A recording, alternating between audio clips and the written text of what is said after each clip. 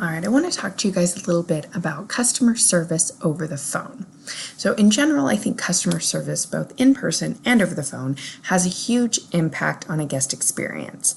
So as a part of this course, I really want you to understand and feel comfortable with your ability to handle guest interactions. So for those of you who do not plan to work in hospitality, these skills can be used in every job, whether you use them to interact with internal customers like your boss or your coworkers, or external customers like patients, clients, students, and so on. Guest service skills can positively impact almost any interaction. So when answering the phone, it's important to let the caller know where they've called and who they're talking with. If you call the wrong business, but someone just says hello, you don't know you've called the wrong business, right? So a simple thank you for calling Firehouse Sub Simi Valley. This is Christy. How can I help you? Is a great basic introduction, basic answer to the phone.